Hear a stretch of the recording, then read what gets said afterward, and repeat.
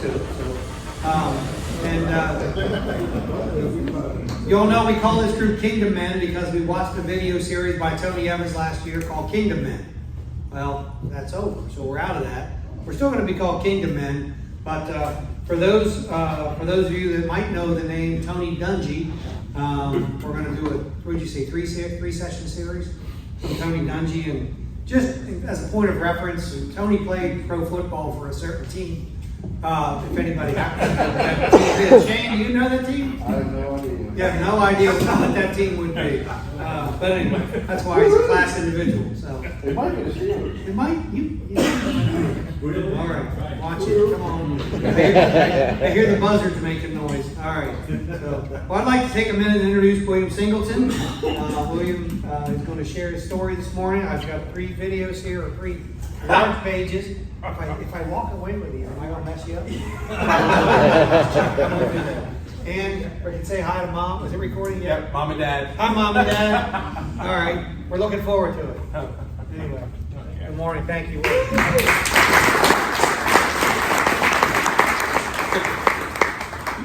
Do you guys mind if we pray real quick? Dear Heavenly Father, thank you for just Kingdom Men.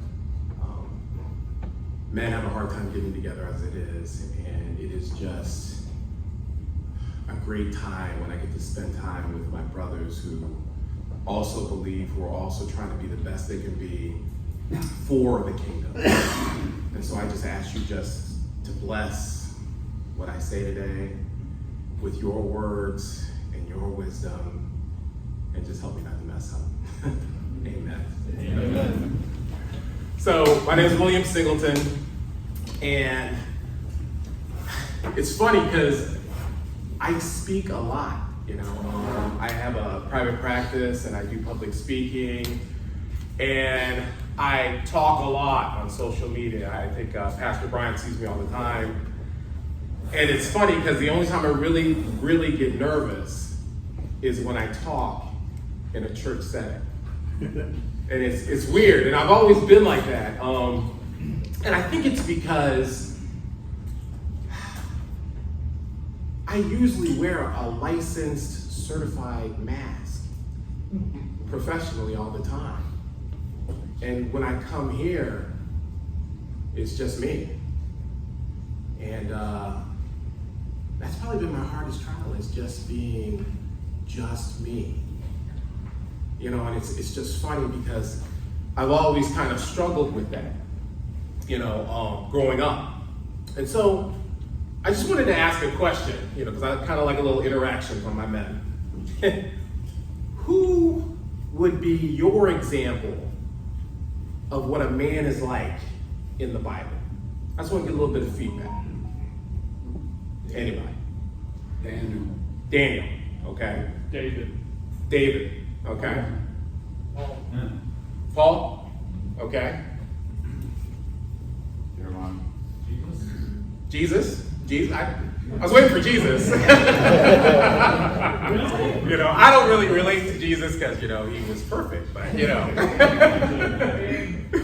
He is the very definition of perfection. He is, you know. And I think sometimes because myself, I've fallen so short from that mark. You know, I relate to some other characters in the Bible. Not Judas, but, you know, some of the other ones. And it's just funny because the question I was thinking about when I was thinking about a testimony, you know, because I think when I've heard testimonies in the past, I even asked Pastor Brian in study group, you know, what exactly are we looking for as far as a testimony? Because when I hear other people, because I grew up in the church, okay? And I've heard testimonies, I've been to AA, NA meetings, I've heard stories all the time. And when I hear these stories, it always sounds like they've arrived. they've gotten to that place of flawlessness, you know, and that their story is over, and this is it. That's my testimony. That's the end of the story. And so I was struggling with it because I have a lot of different stories and struggles, and I guess my testimony is kind of ongoing. And so I guess the question or the thought I was having for today was, can a man be strong and vulnerable today? And so when I was thinking about that, because this has always been my greatest struggle, in just accepting myself and believing in myself and forgiving myself. Because I really didn't have an excuse for all the stupid, reckless, selfish, and dirty things I did in my life. Because I've been hooked on pills. I've been hooked on alcohol. I've struggled with bouts of depression, on and off. I've been so overweight, I was in the hospital 3 times for my heart. I've been shot. Well, I've missed being shot. I'm still here.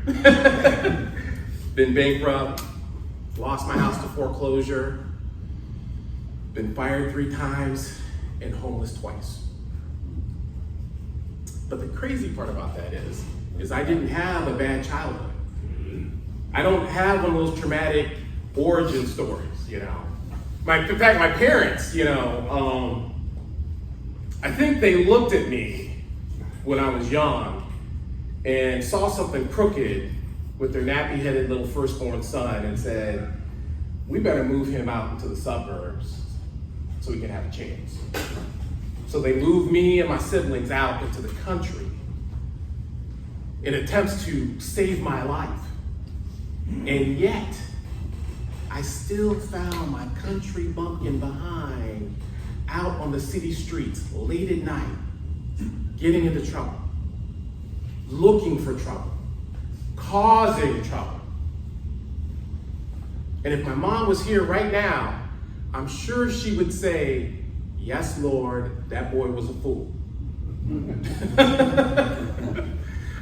she wouldn't be wrong. And it was crazy because I had good parents. My mom was a nurse. She worked a lot. She was home. She made us eat our vegetables. She helped me with my homework, even though I hated school. I don't even know how I passed. I had so many detentions that they were ready to expel and suspend me just for being a class clown, just because I was silly. I come from the age where you got whoopings. I come from the age where they gave you wax, in the high school, where the teacher had, the whooping paddle, and some of them had names on it, like Terminator, where they had little holes, one dude had holes in his for wind resistance, and I was like, man, if you did that today, we'd all be arrested. What are you doing? And I'm like, in fact, it was funny because I'd gone to school several times for my grandkids because, even though I'm like their step grandfather, they've obviously taken after me. And, my one youngest, Nayla, was just terrorizing the kindergarten teacher. And I'm like, yo, man, what do I need to sign for you to just jack her up? I was like, I'm okay. If you want to duct tape her to the wall, it's fine. I was like, she's what? She's 15 pounds. Why are we letting her do this? And it's just because of the way society is now. But it was interesting because she wasn't used to a man coming into the school. And so I look at all that and I look at my past because, like I said, I don't have an excuse because I wasn't abused. I wasn't abandoned. I wasn't neglected. Even my dad was there. He was a cop. He was home. He took us out camping. I know, black man camping, I know. He took us out camping. In fact, one time he came home and he'd gotten those washing machine boxes, and he had taped them together and got spray paint out. And he made me and my brother a spaceship out of cardboard boxes. He even put like little Christmas lights on it. And we used the Lego bricks to make buttons. And he used cellophane to make the window. and we turned out the lights in the basement and we pretended we were flying through the stars. And I'm like, that was my childhood. And I took it all for granted. But you know, the person I took for granted the most was my grandfather. See, he was a pastor, and he also took in a family that wasn't biologically his. And he was a strong man, but he was a quiet man. And I remember him preaching. And just, you know, you ever just, we were around some pastors, they just have a presence about them, you know. And I was named after him, and I'm still working on earning the right to carry his name. But when he got Parkinson's, and he started to lose his ability to move. And I remember him being scared because, Grandma started talking about she couldn't pick him up. She couldn't help him out of the bathtub because he would get stuck in there. And we had the big family meeting, and we decided we were going to put him in a nursing home. And I just remember him just being kind of shattered about that. And shortly after he got to the nursing home, his memory started to fade. And he forgot everyone except me. And I don't know what made me so special, because I hardly ever visited him.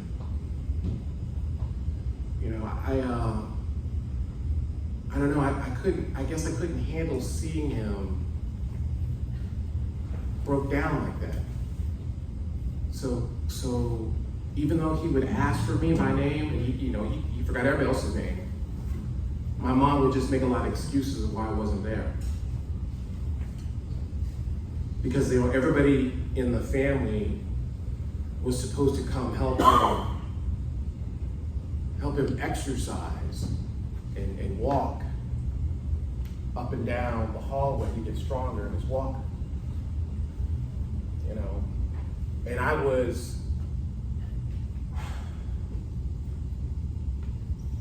the only person that he remembered by name that wouldn't show up. Because he was just trying to get stronger so he can go back home. He just needed a little help. But I was too busy, doing my own thing. But it was weird because even with him being at his weakest moment, he was still able to humble himself and ask for help. I mean, how many of us know how to ask for help when we are at our weakest? How many of us can even admit we're wrong when we're at that low point in our life? Or do we, go back to the cave and isolate and hide and say, I'm fine? I know that's what I did. That was my biggest problem. Because you see, Grandpa, even though he was frail and weak and old, he was still trying to teach me how to be a man. But I just couldn't hear. I couldn't listen to the lesson back then. So by the time I found the time to go visit him, it was too late. And I don't even remember if I was at his funeral. But I do remember using the guilt to drown myself in more drinks. And I remember my mom asking me, where was I? Not just with the funeral, because, we talked about it. She says, I think you were there. But how sometimes denial will kind of go into that? Because we're all kind of blurry about that, because those were kind of the lost years for me. Literally. And when she asked me that, I don't remember what lie I told her. I had so many of them. But she would just shake her head and just, not really say too much because she knew. She knew. And that's why she prayed so much for me. A couple of years ago, we had a talk and she said, me and your father thought you'd be dead by 25. Just because of the way I was. See, Mom knew I had a taste for the world.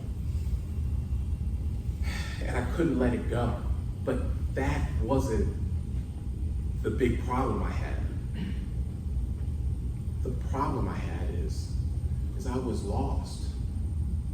And I didn't know how to ask for help on how to get back home. So I spent my life drifting from place to place, from woman to woman, from job to job, never really finding that place of peace, that they talk about, I was always uncomfortable in my own skin. But if you knew me, I was a master at masking it. I was always wearing a mask. I was always telling jokes. I was always straight. I always had a smile. I was just really good at camouflaging all of my insecurities and all my inadequacies and all my fears and all my shame to where I would fool myself. It was like trying to find my way without asking for directions, which doesn't sound like a man at all. I think that's why my example of being a man was the prodigal son. Because even with all the mistakes he made, all the selfish decisions he made, all the money he lost, all the women he was running around with, he still managed to get to the point where he said, you know what, I need to turn this around. And he was sleeping with pigs. I mean, we know the story. I mean, we've heard it a lot.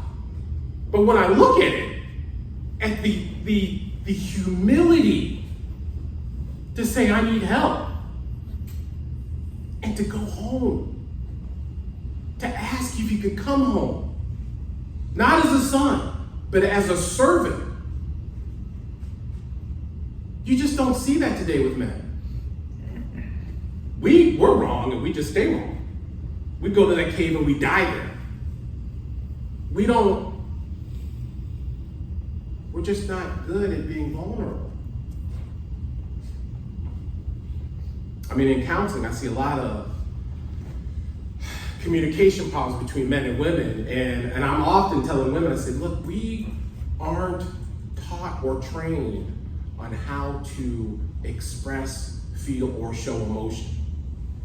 We don't show anger. That's the only one we're good at. But anything else, we're lost. I mean, that's why they say, you're such babies when you're sick. Well, yeah, that's the time we feel like we can be vulnerable. Because any other time, I'm fine. I'm okay.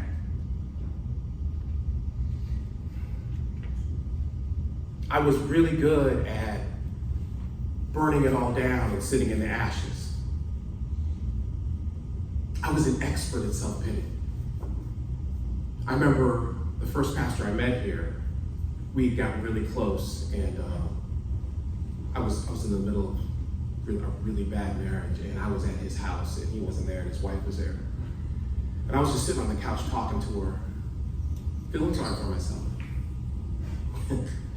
And he came in like just a grizzly bear, and he said, "Stop giving William self-pity. He sucks that stuff up like a milkshake." And I wanted to choke him. But he was right.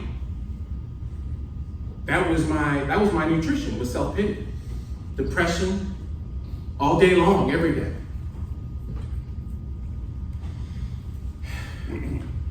So when I ended up in my bad marriage at the Christian homeless shelter over in Baker Street, I was just angry, and upset with the world. But when I heard the residents singing in the great room, I had to go see what was going on.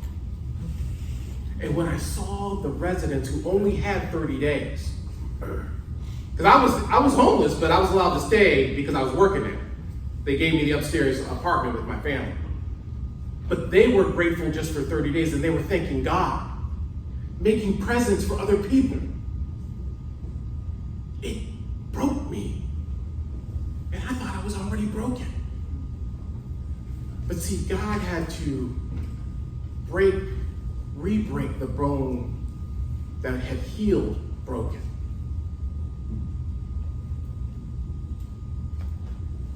And so I think when I came here and I saw this weird little pastor start sharing, talking about his story, I was like, what is going on?